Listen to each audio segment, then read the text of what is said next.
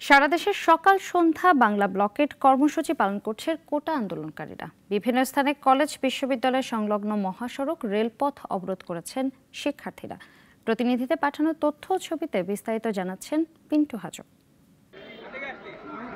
সরকারি চাকরিতে কোটা পদ্ধতি বাতিলের দাবিতে আজও ঢাকা আরিচা মহাসড়ক অবরোধ করে বিক্ষোভ করছে জাহাঙ্গীরনগর বিশ্ববিদ্যালয়ের শিক্ষার্থীরা। এতে মহাসড়কের দুই পাশে যানজটের সৃষ্টি হয়।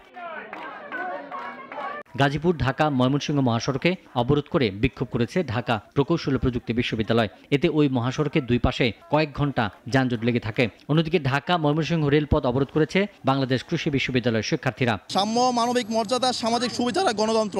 আজকে বাংলাদেশের স্বাধীনতার 50 বছর পূর্তির পরেও আমরা দেখছি সাম্যতার কোনো ন্যূনতম ছিটেফোঁটা নাই। পাকিস্তানিরা আমাদের সাথে যেরকম বৈষম্য করতো, আজকে সারা বাংলাদেশের ছাত্র সমাজ সেরকম বৈষম্যের শিকার। অসহনীয় যে কোটার হার, সেক্ষেত্রে মেধাবীরা কোনো ঠাঁই পায় না।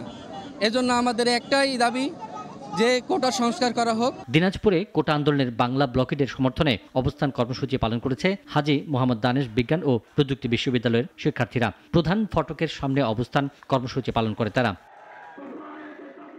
চট্টগ্রামেও সড়ক ও রেলপথ অবরোধ করেছেন চট্টগ্রামের বিভিন্ন শিক্ষা প্রতিষ্ঠান সহ বিশ্ববিদ্যালয়ের শিক্ষার্থীরা। পুলিশের বাধা ভেঙে সড়কে নেমে আসেন তারা। যানজটে বিভিন্ন স্পটে ভোগান্তিতে পড়েছে নগরবাসী। কুমিল্লায়ও ঢাকা চট্টগ্রাম মহাসড়ক অবরোধ করে শিক্ষার্থীরা। কোটবাড়ি বিশ্ব রোড এলাকায় এই অবস্থান নেয় শিক্ষার্থীরা। এ সময় মহাসড়কের উভয় পাশে দীর্ঘ যানজট দেখা দেয়। এছাড়াও সারা দেশে বিভিন্ন শিক্ষাঙ্গনে বিক্ষোভ ও সড়ক অবরোধ কর্মসূচি পালন করছে। পিন্টু হাজং, নাগরিক।